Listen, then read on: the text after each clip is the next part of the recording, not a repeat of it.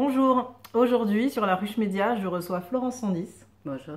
Qui vient de sortir un livre qui s'appelle Briser le plafond de verre chez Michel Lafon. Florence est conférencière, réalisatrice et journaliste. Et elle écrit donc ce livre qui est sorti il y a quelques jours maintenant. Et nous sommes autour du 8 mars, nous sommes vendredi. Et nous allons discuter avec elle de ce joli guide qui est écrit en rose, mais qui n'est pas que ça en fait. La première question que j'ai envie de vous poser, c'est aujourd'hui, en 2017, pourquoi avons-nous besoin encore d'un guide? Un guide, ça veut dire apprendre une marche à suivre. Il y a 12 possibilités de faire les choses pour être, nous, femmes, un peu plus à l'aise avec nous-mêmes, surtout. En 2017, pourquoi est-ce qu'on a encore besoin d'un guide comme ça? Je me demande, si on convoque les grandes féministes qu'on a connues, comme Beauvoir ou Badinter, qu'est-ce qui s'est-il passé? Alors, on est quand même issus de générations et générations de millénaires de machisme. On a intégré aussi toutes ces injonctions négatives de cette société machiste. Donc c'est vrai qu'il y a eu des efforts considérables et des progrès considérables depuis 50 ans. Il faut savoir qu'à 50 ans, les femmes n'avaient pas le droit de travailler sans l'accord de leur mari ou d'avoir leur propre compte en banque. Donc il y a quand même eu énormément de progrès, mais il y a encore beaucoup de stéréotypes qui ont la vie dure, qu'on véhicule même malgré nous. Et puis un manque de confiance encore quand même qui est latent chez beaucoup de femmes parce qu'on ne nous a pas projetés forcément au même poste que les hommes. Il y a un rapport à l'éducation, j'ai interviewé Catherine Nel récemment, qui disait aussi qu'il y avait un rapport à l'éducation quand on est petite fille, que ce soit en 2017 ou en 1950, on ne nous éduque pas de la même manière, les garçons et les filles. Est-ce que c'est ça qui est assez tenace? Et l'éducation est souvent dans les mains des mamans. Donc est-ce que c'est encore ça qui est tenace? Ça reste tenace, aussi bien à la maison qu'à l'école, malgré le fait qu'on soit dans l'école mixte, la République. On n'envisage pas tout à fait les garçons de la même façon que les filles. Par exemple, mon fils a 6 mois qui montrait des signes d'éveil en disant ce sera un futur Premier ministre. Une petite fille qui a 2 ans d'avance, qui est toujours première, on n'envisage pas Premier ministre, peut-être même pas ministre. Oui, mais une bonne secrétaire. Donc, elle saura bien ranger les dossiers. En tout cas, c'est bien qu'elle fasse les meilleures écoles, mais on n'envisagera pas forcément aux plus hautes marches. Donc oui, l'éducation joue un rôle. On a éduqué les garçons pour qu'ils aillent sauver. C'est le mythe du chevalier. Ils avaient des métiers dans les jouets. On voit les Lego, ils sont pompiers, policiers. Oui, tout à fait. La force, ils ont des métiers. Les filles, c'est le salon de coiffure, le supermarché. Si on prend les gammes Lego, la maison de princesse. Et puis alors là, Lego cette année est tout fier parce qu'ils ont sorti une super héroïne fille, Wonder Woman. Super. Et devinez où est-ce qu'ils l'ont mise? Dans la cuisine. Non, presque.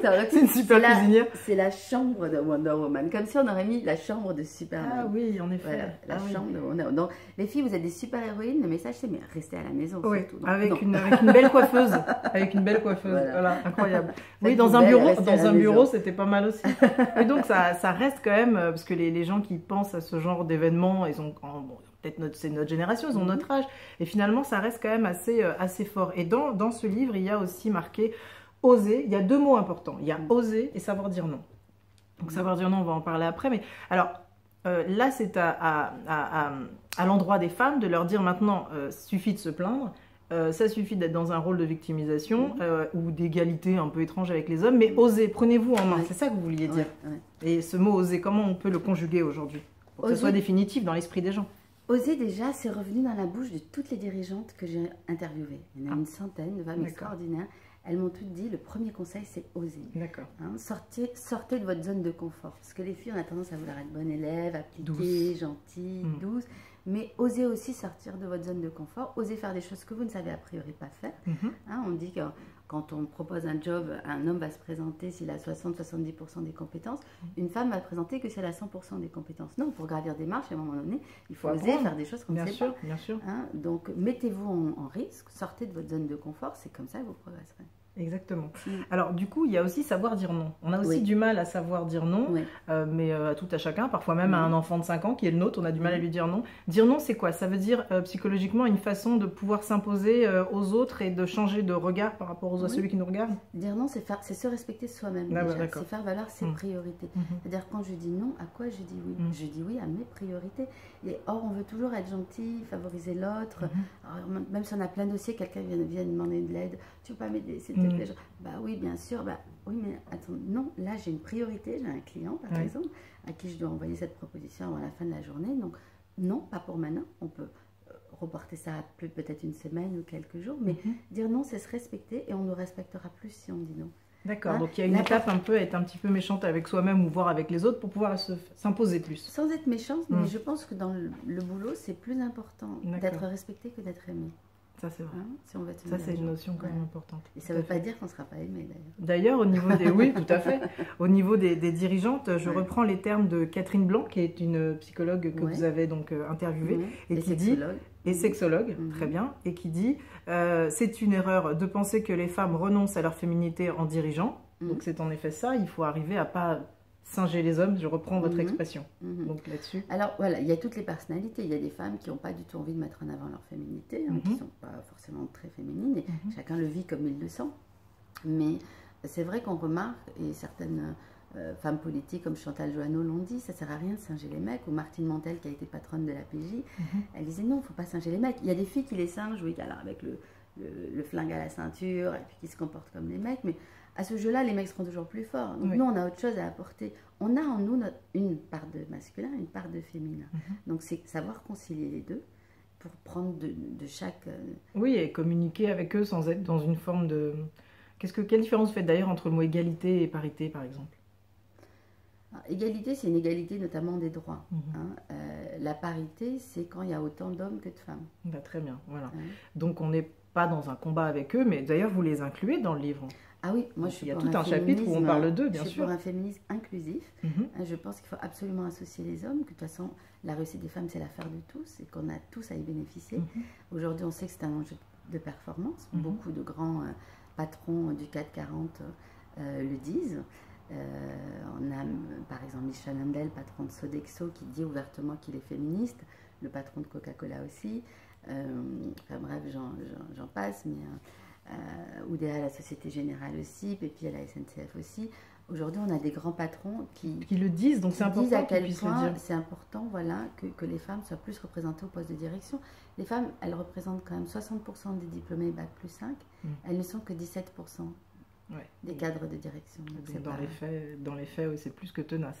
Il y a, j'ai le sentiment aussi, une forme de régression, on parle d'avortement et peut-être de danger autour de ce droit fondamental. Aux États-Unis, il y a M. Trump qui est là et qui lève le poing en disant nous sommes des hommes un peu de façon un peu immature et singés pour le coup. Est-ce que vous avez l'impression qu'il y a une forme de pensée qui peut être passéiste un petit peu sur cette idée de la femme là aujourd'hui? On revient à ce qu'on disait au départ, ça fait très peu de temps que les femmes ont ces droits, ça fait une cinquantaine d'années qu'on a le droit de vote, un petit peu plus. Mais donc c'est très fragile, c'est encore très fragile et c'est encore ancré dans les mentalités qu'il y a un homme dominant. Donc en effet, on peut revenir en arrière si on n'est pas vigilant. Oui, voilà, il faut rester vigilant. Bien sûr, il faut rester très très vigilant. Donc, mais heureusement, les hommes nous aident aussi à ça. Mais oui, voilà, c'est ça qui est bien. Pas tous pour Trump. Voilà, mais ce qui est bien dans cette analyse que vous faites autour des hommes, et vous en parlez longuement dans le livre, c'est que justement, il y a une modernité dans la pensée de l'homme par rapport à ça. Et ça, c'est plutôt pas mal. Ça rejoint un féminisme moins revendicateur et plus inclusif. Voilà. Et puis, ils ont beaucoup à y gagner, parce que par exemple, quand les femmes demandent de la flexibilité, notamment, on le sait, quand elles arrivent à des postes de pouvoir, eh bien, les hommes en bénéficient aussi, parce qu'il y a de plus en plus d'hommes qui ont envie aussi de voir plus souvent leurs enfants, de couples séparés. Donc, en effet, on se rend compte que plutôt qu'avoir du temps partiel, c'est beaucoup mieux d'avoir une flexibilité du temps de travail. Et même si on part, par exemple, plus tôt pour chercher notre enfant de temps en temps à l'école, pouvoir retravailler le soir, par exemple. Beaucoup des dirigeantes, moi, le moment où je pouvais les joindre le plus facilement, c'était entre 10h du soir et 1h du matin, parce qu'elles retravaillaient.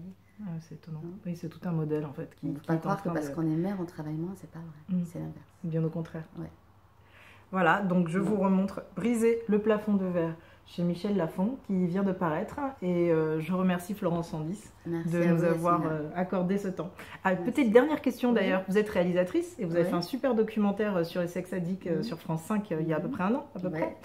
Vous avez envie de faire un documentaire sur ce sujet? Bien sûr. Ah voilà, c'est pour ça que je posais cette dernière question. Parce que ces documentaires sont assez magnifiques et donc je pense que ça va être sympa. Voilà.